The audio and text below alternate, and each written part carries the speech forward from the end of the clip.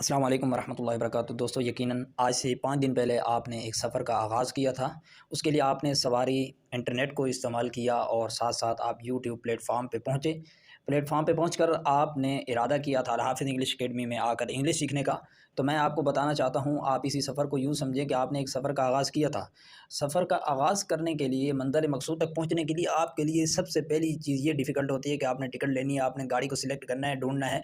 जब आपने टिकट ले लिया, आपने गाड़ी को सिलेक्ट कर लिया, आप गाड़ी में बैठ गए हैं, अब ड्राइवर का काम है गाड़ी को चलाना। अब आपने सिर्फ़ लेक्चर सुनने हैं, आप यूँ समझें कि अब आपने लुत्फ़अंदोज़ होना है, एन्जॉय करना है असबाक को। आपने जो समझना था वो समझ लिए हैं, बस अब आगे एक डायरेक्शन आ रही है जो आप सुनते जा रहे हैं, देखते जा रहे हैं, सुनते जा रहे हैं, देखते जा रहे हैं। ओके, तो जैसे हमने पहले पिछले 2 लेक्चर्स में हमने प्रेज़ेंट इंडेफ़िनिट टेंस को पढ़ा और समझा, तो वो सारी बातें, सारे रूल, वो सब कुछ यहाँ पर हैं। अगर आपने नहीं सुना है प्रेज़ेंट इंडेफ़िनिट टेंस, तो प्लीज़ काइंडली पहले आप बैक जाइए और जाके सुनिएगा प्रेज़ेंट इंडेफ़िनिट टेंस को, पास्ट इंडेफ़िनिट टेंस को। और ये भी कहना चाहता हूँ कि ये कोर्स जो है 16 रोज़ा कोर्स आपको मिल सकता है। कहाँ पर मिल सकता है? आपको मिल सकता है अल हाफ़िज़ इंग्लिश अकेडमी में। चले जाएँ आप, यानी यूट्यूब प्लेटफ़ॉर्म पे, और फिर जाके आप प्लेलिस्ट वीडियो को खोलेंगे, वहाँ पर प्लेलिस्ट में आपको एक प्लेलिस्ट मिलेगी 16 रोज़ा वंडरफुल इंग्लिश लैंग्वेज कोर्स। तो वहाँ से आप तरतीब वाइज़ सुन सकते हैं। अगर आपने पहले इसबाक नहीं सुने तो वो ज़रूर सुनें, प्रेज़ेंट सुनें तो पास्ट खुद समझ में आ जाएगा बस। तो शुरू करते हैं। पास्ट इंडेफ़िनिट टेंस किसे कहते हैं? ज़माना माज़ी मुतलक को कहते हैं। ज़माना माज़ी मुतलक को कहते हैं। क्या मतलब होता है ज़माना माज़ी मुतलक का? तो अभी हम यहाँ पर देख लेते हैं ज़माना माज़ी मुतलक का क्या मतलब होता है। डेफ़िनेशन आपके सामने मौजूद है, आपके लिए मौजूद है, बस एन्जॉय करते रहें सबक को, जुड़े रहिए साथ। वो ज़माना है जिसमें किसी काम का होना गुज़रे हुए ज़माना में पाया जाए। बस बात हो गई कंप्लीट। मैंने आपको सबक भेजे थे, आपने सुने थे, आपने समझे थे, आपने प्रेज़ेंट इंडेफ़िनिटिव्स बहुत खूब समझा था। अब ये बात आ गई कि किसी काम का होना गुज़रे हुए ज़माने में पाया जाए। अब काम का होना गुज़रे हुए ज़माने में पाया जा रहा है कि आपने इसबाक बहुत ज़बरदस्त करके समझे थे। भई आपने लेक्चर को तो एन्जॉय किया था, ना कि आपने स्टडी की थी। ओके, आगे साइंस है हमारे पास। साइंस क्या है? साइंस मीन होता है अलामात, यानी उर्दू में जब हम जुमले बोलते हैं तो उन जुमलों के आखिर में किस तरह के अल्फाज और किस तरह की अलामात होती हैं कि हम समझ लें कि ये जुमला जो है किसका है, पास्ट इंडेफिनिट टेंस का है, या ये टेंस पास्ट इंडेफिनिट टेंस है। तो इस तरह कहते हैं था, थे, थी, या, ये, या था, ये थे, ये थी, था, थी। इस तरह की जो साइंस हैं वो हमारे पास आती हैं। मैं आपको एग्जांपल देता हूँ। फॉर एग्ज़ाम्पल मैं आपसे कहता हूँ मैं पढ़ता था, या मैं पढ़ा था, मैं स्कूल जाता था, मैं स्कूल जाती थी, वो स्कूल जाते थे, मैं स्कूल गया, मैं स्कूल गया, या मैं स्कूल गया था, वो स्कूल गए थे। ओके, आगे इसी तरह था, मैं स्कूल जाता था, मैं स्कूल जाती थी, वो स्कूल जाती थी। इस तरह की ये जो एग्ज़ाम्पल है ये अब यहाँ पे फिट आ रही हैं। तो आप समझ लें जिस उर्दू जुमले के जहाँ पर भी लास्ट में अगर हमें था, थे, थी, इनमें से कोई एक लफ़्ज़ मिल जाता है तो हम समझ लेते हैं कि ये पास्ट इंडेफिनिट टेंस है। ओके, बात क्लियर हो गई। आगे चलते हैं। आगे हेल्पिंग वर्ब है हमारे पास। अच्छा, यहाँ पर भी वही चीज़ें हैं जिस तरह हमने प्रेजेंट इंडेफिनिट टेंस में 3 चीज़ें पढ़ी थी ना, number 1 definition, science, helping verb, यहाँ पर भी वही चीज़ है। अलबत्ता ये शॉर्ट हो रहा है, यहाँ पर तो हमारे पास रूल्स भी नहीं है। अरे जहाँ पे जैसा कि हमने वहाँ पे बहुत टाइम लगाया था प्रेजेंट इंडेफिनिट टेंस के रूल्स में, और रूल्स को पढ़ना ज़रूरी था, लेकिन यहाँ पर वो रूल्स वाली कहानी और स्टोरी भी नहीं है। तो बस डिड को देख लेते हैं। और हेल्पिंग वर्ब भी यहाँ पर एक है, वहाँ पर 2 थे। तो लॉन्ग फॉर्म है और शॉर्ट फॉर्म है। लॉन्ग फॉर्म है डिड नॉट। ओके, आपको बता दिया था कि लॉन्ग फॉर्म और शॉर्ट फॉर्म का क्या मतलब होता है। और आगे है डिडंट, DIDNT, डिडंट लिखने का जो मेथड है वो भी आपके सामने मौजूद है, डिड नॉट और डिड नॉट। अब मैं ये सारी बातें, कुछ बातें यहाँ पर जो हैं रिपीट करने की हैं, यानी अगर मैं आपको समझाऊं तो समझाने की हैं, लेकिन समझा इसलिए नहीं रहा हूँ कि ये बिल्कुल शॉर्ट कोर्स है, मैं आपका टाइम ज़्यादा नहीं लेना चाहता, और जो बातें प्रेजेंट इंडेफिनिट टेंस में हो गई वो यहाँ पर रिपीट नहीं की जाएंगी, सॉरी। तो आगे चलता हूँ मैं, आगे आप समझ लेंगे। आगे हमारे पास है कायदा और कानून। यानी कायदा और कानून क्या है कि जब हमारे पास ऐसा जुमला हो, मैं स्कूल गया था, तो हमने इसको इंग्लिश में ट्रांसलेट करना है। इंग्लिश में ट्रांसलेशन करने के लिए क्या हमारे पास कोई कायदा है, कोई तरीका है, या बस हम ऐसे उठा के लफ्ज़ों को उठा के ऐसे घूमते रहेंगे, फिरते रहेंगे, हमें तो ट्रांसलेशन नहीं आती? अरे भाई, ऐसा नहीं होता कि रूल्स अपनाएं तो काम चले। जी, हमारे पास रूल्स हैं, तो उन्हीं रूल्स को देखते हैं। जैसे हमने प्रेजेंट इंडेफिनिट टेंस में फार्मूला पढ़ा था, वही फार्मूला पास्ट इंडेफिनिट टेंस में पढ़ रहे हैं, यानी फार्मूला का तरीक़ाकार वही है, सिर्फ़ और सिर्फ थोड़ा सा फ़र्क है। वो फ़र्क क्या है अभी आप देख लेंगे। तो हमारे पास यहाँ पर क्या है, पहले अफर्मेटिव है, फिर नेगेटिव है, फिर इंट्रोगेटिव है, फिर इंट्रोनेगेटिव, फिर इंट्रोनेगेटिव है, इंट्रोनेगेटिव की 2 किस्में जो मैं आपको प्रेजेंट टेंस में बता चुका हूँ। तो आगे चलते हैं। अब अफर्मेटिव का फार्मूला हम सबसे पहले देख लेते हैं। सब्जेक्ट है, उसके बाद second form of the verb है। तो प्रेजेंट इंडेफिनिट टेंस में क्या था, first form of the verb था, उसके बाद ऑब्जेक्ट है और उसके बाद ईओपी है और उसके बाद प्लस फुल स्टॉप है। ओके, ये बात हो गई यहाँ तक क्लियर। आगे जो नेगेटिव का फार्मूला है वो भी आप देख लें।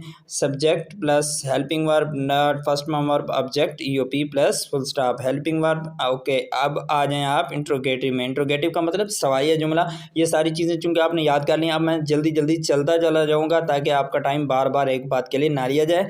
तो हेल्पिंग वर्ब है, सब्जेक्ट है, first form verb, object EOP plus question mark है। इसी तरह आगे चलें। Helping verb, subject, not first form verb, object EOP और उसके बाद है प्लस क्वेश्चन मार्क। और इसी तरह इंट्रोनेगेटिव, बस सिर्फ इंट्रोनेगेटिव ये जो हमने 2 लिखे हैं यहाँ पर, इन 2 का आपस में फ़र्क क्या है, इन 2 का आपस में फ़र्क क्या है, तो ये अभी आप देख सकते हैं। यहाँ पर है हेल्पिंग वर्ब और उसके बाद सब्जेक्ट है और उसके बाद नॉट है, लेकिन यहाँ पर थोड़ा सा डिफरेंस है। हेल्पिंग वर्ब है और उसके बाद हमने इस सब्जेक्ट को उठा के इधर रख दिया था, इधर। ओके, और यहाँ पर अगर हम नीचे देख लें तो इस नॉट को उठा के हमने सब्जेक्ट की जगह पे रख दिया और सब्जेक्ट को हम बाद में लेके आ गए। तो ये हो गया helping verb plus not plus subject plus first form verb plus subject plus EOP plus question mark. Okay, ये बात हो गई क्लियर। ये हो गया हमारा फार्मूला। ये हमारा जो फार्मूला है हमें याद होना चाहिए। तो आगे यहाँ पर एग्जाम्पल मैं आपको सिर्फ यहाँ पे पढ़ के सुना देता हूँ। जो ट्रांसलेट करने का तरीका है, जो ट्रांसलेशन का तरीका है, एक बार यहाँ पर ये भी आपको ज़हन में रहे। बाद लोग कहते हैं कि उर्दू से इंग्लिश ट्रांसलेट अगर करें तो स्पीड कम हो जाती है, फिर स्पीकिंग नहीं होती। अरे भाई, जब हम शुरू में हैं, जब हमारी इब्तिदा है, जब हम बिगनर्स हैं, तो शुरू में ऐसा करना पड़ेगा, बाद में फ्लुएंसी आएगी। अगर हम शुरू में यही सोचे कि हमने ऊपर वाली सीढ़ी पे डायरेक्ट पाँव रखना है तो ऐसा मुमकिन नहीं है। सोचते रहेंगे, कभी बोलेंगे नहीं। तो शुरू में अभी आपने ट्रांसलेट करना होगा, ये रूल याद रखने होंगे जो मैं आपको बता रहा हूँ। बार बार बोलना होगा, बार बार बोलना होगा, बार बार बोलना होगा। तो उसके बाद हमारा सारा काम पहुँच चुके हैं पास्ट इंडेफिनिट टेंस की एग्जांपल्स पर। अभी आप यहाँ पर देख सकते हैं, यहाँ पर ये जो आपको अनुमान दिया गया है पास्ट इंडेफिनिट टेंस अफर्मेटिव का। तो यहाँ पर हम देख लेंगे कि अलग-अलग फार्मूले की एग्जांपल क्या है। अगर उर्दू सेंटेंस हो उसको इंग्लिश में ट्रांसलेट करने का तरीका क्या है, अभी आप यहाँ पर देख लेंगे, जो कि आप प्रेजेंट इंडेफिनिट टेंस में पहले देख चुके हैं। तो यहाँ पर सबसे पहले हमारे पास है चेक द टेंस। टेंस को चेक करो, ज़माने को चेक करो कि क्या ये टेंस है भी या नहीं। जो हम नेम देते हैं ना कि 12 टेंसेज, 12 टेंसेज, तो उन 12 में से एक टेंस है भी या नहीं है, क्योंकि उसका ऑपोजिट टू बी टू है वो, तो उसका मैं आपको बता चुका हूँ। पहले ये चेक करना कि टेंस है या नहीं है। जब टेंस है उसके बाद ये चेक करना कि ये टेंस कौन सा है। तो जब ये 2 काम होगा, तीसरा काम हमने ये करना है चेक द सेंटेंस। फिर हमने जुमले को चेक करना है, जुमला कौन सा है, अफर्मेटिव है, नेगेटिव, इंट्रोगेटिव, इंट्रोनेगेटिव है, ये चेक करना है। ओके, और फिर जब ये काम कंप्लीट हो जाएगा उसके बाद हम जाएंगे गो टू फार्मूला, यानी जो उसका फार्मूला होगा। जब एक फॉर एग्जांपल मैं आपसे कहता हूँ, अब ये चीज़ हमने इंडिकेट कर ली है कि ये पास्ट इंडेफिनिट टेंस है। ये जो जुमला भी है हमारे पास, फॉर एग्जांपल मेरे पास एक जुमला है कि मैंने कुरान मजीद पढ़ा था। तो सबसे पहले हम इस जुमले के बारे में क्या काम करेंगे, चेक द टेंस करेंगे। यानी सबसे पहले ये देखेंगे कि मैंने कुरान मजीद पढ़ा था, ये जो जुमला है मैंने कुरान मजीद पढ़ा था, कि क्या ये टेंस है या नहीं है।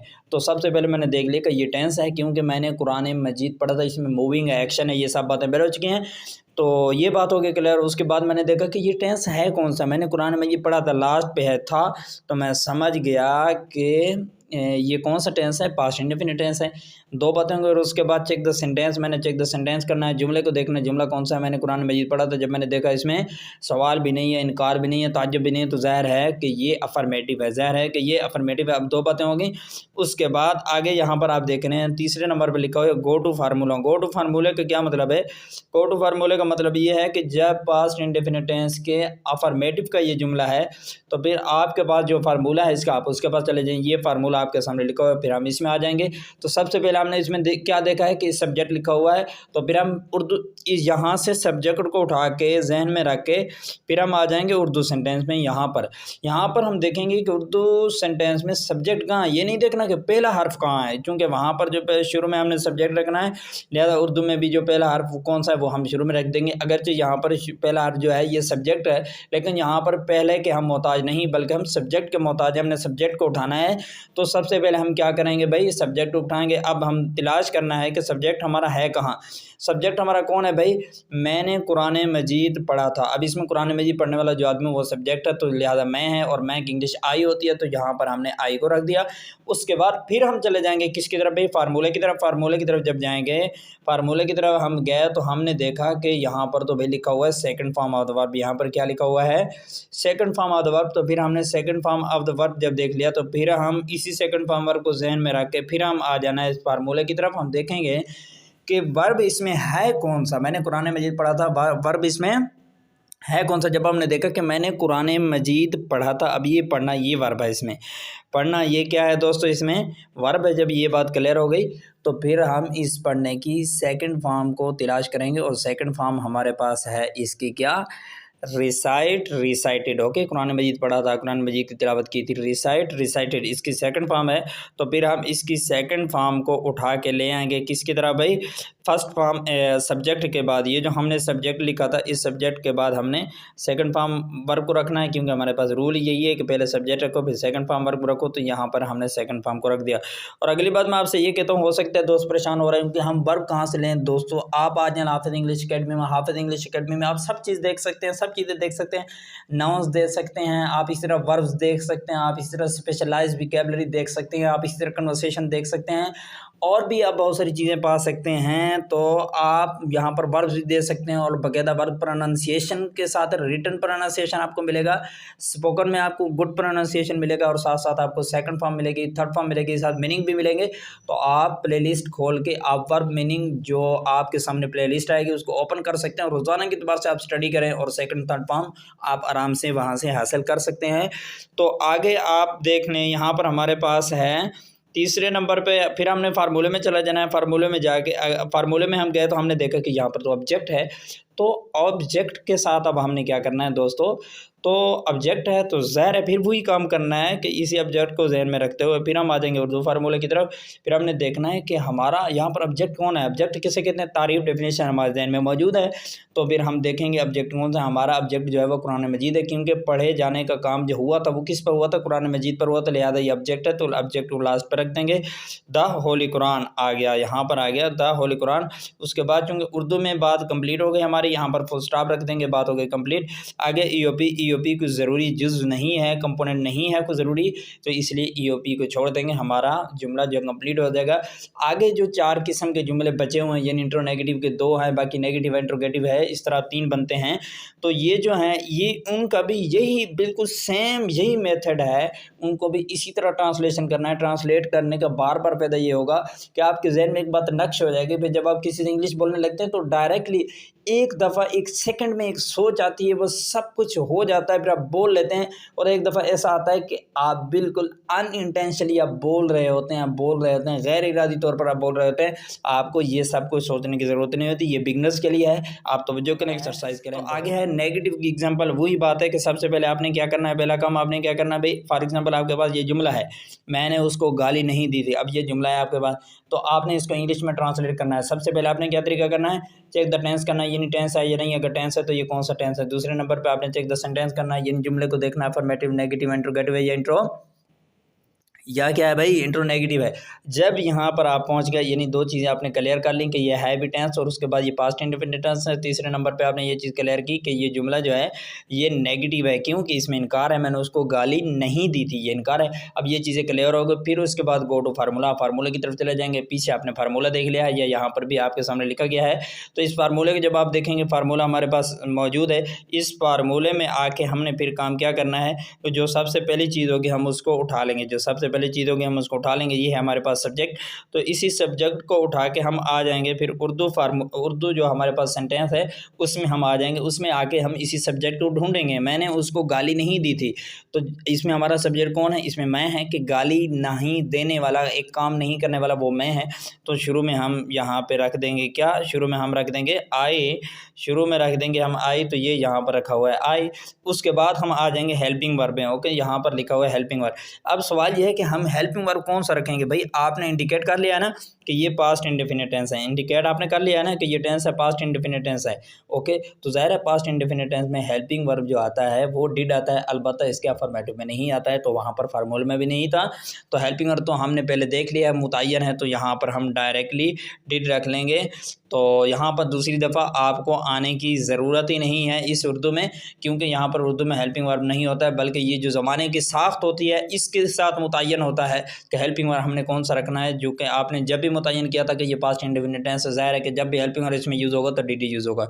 ओके, तो ये बात हो गई कंप्लीट। उसके बाद आप आ जाएँ, यहाँ पर लिखा हुआ है नाट। अब ये नाट क्यों आया है, इसलिए कि ये नेगेटिव है, और नेगेटिव फार्मूले में ये बात क्लियर है कि आपने नाट रखना है। उसके बाद सीधी सी बात, आपने नाट रख देना है।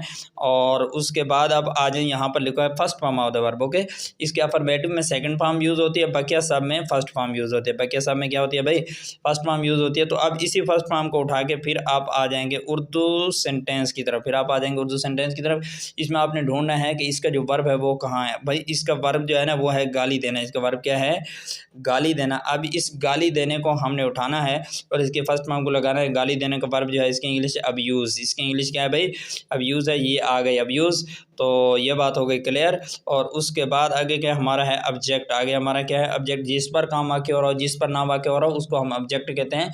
तो अब ऑब्जेक्ट हमारा क्या है, मैंने उसको, अब उसको की इसकी इंग्लिश क्या है, पर्सनल प्रोनाउन में हमने देख लिया है। तो उसको इसकी इंग्लिश होती है हिम। यहाँ पर हमने प्रीपोजिशन का इस्तेमाल कर दिया, टू हिम लगा दिया।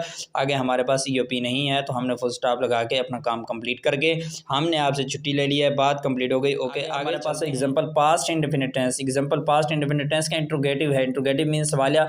तो सारे काम भाई वही करने हैं आपने, आपको पता होना चाहिए, बिल्कुल वही काम है। कोई बात पुरानी, कोई बात नई नहीं है, बल्कि सब पुराना है। सेलिब्रेट करते रहें, एंजॉय करते रहें, खुशियाँ मनाते रहें, गपशप करते रहें, और लेकिन इंग्लिश में करते रहें सबक सुनने के बाद, पहले नहीं, दरमियान में नहीं। अगर गपशप का मसला है अभी वीडियो को रोक दीजिए, स्टॉप कीजिएगा और बाद में सुनेगा। ओके, चेक द टेंस है और उसके बाद सेंटेंस है और उसके बाद फार्मूला है, वही काम आपने करने हैं। तो क्या आप कुरान मजीद की तिलावत करते थे, क्या आप कुरान मजीद की तिलावत करते थे। अब ये इंट्रोगेटिव है, ये नहीं सवालिया जुमला है। इसको क्या तरीक़ाकार है आपके पास इसको ट्रांसलेट करने की, ज़रा सोचिए। वही बात है कि सबसे पहले हम क्या करेंगे भाई, हम चले जाएंगे फार्मूले की तरफ। वो सारे काम करने के बाद हम आ गए फार्मूले की तरफ। फार्मूले में हमने देखा कि सबसे पहले हेल्पिंग वर्ब है, तो हेल्पिंग वर्ब को अब उठा के हमने यहाँ पर नहीं आना है, क्योंकि उर्दू में तो हेल्पिंग वर्ब होता नहीं है। बल्कि हमने क्या करना है, हमें पता है कि टेंस जो है पास्ट इंडेफिनिट टेंस है, तो ज़ाहिर है पास्ट इंडेफिनिट टेंस में हेल्पिंग वर्ब किसका यूज़ होता है भाई, डिड का यूज़ होता है। तो शुरू में हमने यहाँ पर रख दिया डिड, ये आ गया हमारे पास डिड। ओके, और उसके बाद हम आ गए, देखा तो यहाँ पर लिखा है सब्जेक्ट। तो अब ज़ाहिर है सब्जेक्ट को उठा के हम आ जाएंगे यहाँ पर, हम देखेंगे कि सब्जेक्ट हमारा कौन है। तो सब्जेक्ट है हमारा आप। सब्जेक्ट हमारा क्या है भाई, आप है। इस आप को उठा के हम रख देंगे हेल्पिंग वर्ब के बाद, क्योंकि फार्मूले में यही है कि हेल्पिंग वर्ब के बाद ये लिखा हुआ है। तो हेल्पिंग वर्ब के बाद हम आपकी इंग्लिश को यू रख देंगे। ओके, आगे हमारे पास फिर हम चले जाएंगे फार्मूले की तरफ। फार्मूले में यहाँ है first form of the verb, तो फिर हम इसे फर्स्ट फॉर्म वर्ब को जहन में उठाते हुए यहाँ पर आ जाएंगे कि आप कुरान मजीद की तिलावत करते थे। अब तिलावत करने की इंग्लिश क्या है, उसी को हम रखेंगे। रिसाइट है तो फर्स्ट फॉर्म वर्ब भी रखनी है, तो हम डायरेक्टली सीधा हम रिसाइट रख देंगे। उसके बाद हमारे पास सब्जेक्ट है। ऑब्जेक्ट वही है जैसा कि हमने पहले जो स्ट्रक्चर था हमारा अफर्मेटिव का उसमें किया था। द होली कुरान है, द होली कुरान को हम रख देंगे। सारी बात क्लियर हो जाएगी, टाइट हो जाएगा, गुड हो जाएगी। ओके, तो आगे चलते हैं। आगे इंट्रो नेगेटिव है। इंट्रो नेगेटिव में भी वही है, बस सिर्फ सब्जेक्ट के बाद नाट का इजाफा हो रहा है। और मेरा एडवाइस आपके लिए ये है कि आप ज़रूर इसको खुद देखिए, खुद इसको हल कीजिएगा। इस तरह की और भी एग्जाम्पल उठाइए और वर्ब प्लेलिस्ट से उठा के यहाँ पे आप ले आइए, एक्सरसाइज कीजिएगा, बार बार एक्सरसाइज कीजिए, ताकि आपकी ज़ुबान चल जाए और आप जल्द अज जल्द आप इंग्लिश बोलने लग जाए। अगर आपको कोई भी मसला है, बार बार रिपीट नहीं करना चाहता, हेल्पिंग वर्ब है, उसके बाद सब्जेक्ट है, तो ये तमाम के तमाम आपने फॉर एग्जांपल काम कर लिए। फार्मूले की तरफ आना है, फार्मूले की तरफ अब आप आ गए, तो ये हेल्पिंग वर्ब है, तो ज़ाहिर हेल्पिंग वर्ब आपने डिड रखना है। उसके बाद फिर आपके पास है सब्जेक्ट। ओके, आपके पास जब सब्जेक्ट है तो ज़ाहिर है इसी सब्जेक्ट को आपने जहन में उठा के यहाँ लाना है, यहाँ से सब्जेक्ट तलाश करना है। और हमारा यहाँ पे सब्जेक्ट आप है, तो इस आप की इंग्लिश यू होती है। और अब आपने जो है यू यहाँ पे रख दिया, और उसके बाद नाट है, तो नाट को भी लिए आपने यहाँ पर रख दिया। और उसके बाद जो है हमारे पास first form of the verb है, तो इसी फर्स्ट फॉर्म वर्ब को आप उठा के यहाँ पर ले आए और आपने देखा कि यहाँ पर जो वर्ब है हमारा वो है तिलावत करना। वो क्या है भाई, हमारा तिलावत करना। इस तिलावत को उठा के आप ले आए इंग्लिश में, उसकी इंग्लिश तलाश की जब आपने, तो वो रिसाइट मिली तो आपने रिसाइट लिख दिया।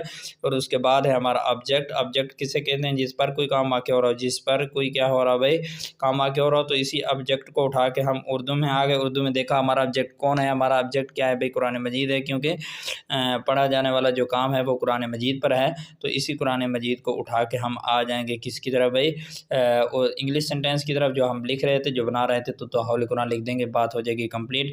आगे चलते हैं। आगे हमारे पास क्या है, आगे हमारे पास फिर इंट्रोनेगेटिव नंबर 2 जो है, एक फार्मल होता है, एक इनफॉर्मल होता है। कोई भी आपके पास सवाल हो तो आप कमेंट बॉक्स में ज़रूर पूछ सकते हैं। तो यहाँ पर भी सारे बिल्कुल वही काम है, बस मैं यहाँ पर ऐसा कर देता हूँ, ठीक है। अभी आप सोच लीजिए ये सब कुछ ठीक है। ओके दोस्तों, अब हम पहुँच चुके हैं conjugation for past indefinite tense. यहाँ पर पी से मुराद जो है ये हमारा पास्ट है, पास्ट इंडेफिनिट टेंस। तो इसके लिए भी वही फ़ायदे हैं, हमारी ज़ुबान में फ्लुएंसी आ जाती है, हमें बोलने का तरीका आ जाता है, हमारी ज़ुबान चलती है, बहुत ज़्यादा इसके फ़ायदे हैं। और साथ साथ हमें स्ट्रक्चर याद रहता है। स्ट्रक्चर जो हमने पढ़ा है ना, subject plus second form of the verb, object पढ़ा है, ये पी पढ़ा है, इससे भी याद होता है। लेकिन ये बहुत ज़बरदस्त है कि हमारे पास एग्जांपल आ जाते हैं, फिर कभी भी नहीं बोलता है बंदा। तो आपने इस तरह पढ़ना है, spoke English, I didn't speak English, did I speak English, did I not speak English, didn't I speak English. और इसी तरह we spoke English, we didn't speak English, did we speak English, did we not speak English, didn't we speak English. Okay, तो आगे चलें। आगे हमारे पास है you spoke English, you did not speak English, did you speak English, did you not speak English, did not you speak English. They spoke English, they didn't speak English, did they speak English, did they not speak English, didn't they speak English. इसी तरह आप आगे चलेंगे। आगे हमारे पास है he spoke English, he didn't speak English, did he speak English, did he not speak, didn't he speak English. She spoke English, she didn't speak English, did he speak English, did she not speak, didn't she speak English. Okay, इसी तरह आप चलते रहेंगे। आगे हमारे पास है I it spoke English, it didn't speak English, did it speak English, did it not speak English, और did not it speak English. Ali spoke English, Ali didn't speak English, did Ali speak English, did Ali not speak English, didn't Ali speak English. Okay दोस्तों, आज का lecture यहाँ पे ख़त्म होता है। उम्मीद है कि आपको ये लेक्चर सबक समझ में आ गया होगा और आपके इस कोर्स में बहुत फ़ायदा हो रहा होगा। अगर आपको फ़ायदा हो रहा है तो ज़रूर अपने दोस्तों को आप शेयर कर ही रहे होंगे, अगर नहीं किया तो ज़रूर कीजिएगा। और साथ साथ ये है कि आपने लाइक तो कर ही दिया होगा, ज़रूर लाइक कीजिएगा, सब्सक्राइब कीजिएगा और दोस्तों तक पहुँचाइएगा। मिलते हैं इंशाल्लाह नेक्स्ट वीडियो में। अपना बहुत सारा ख्याल रखिएगा। अस्सलाम वालेकुम रहमतुल्लाहि व बरकातहू।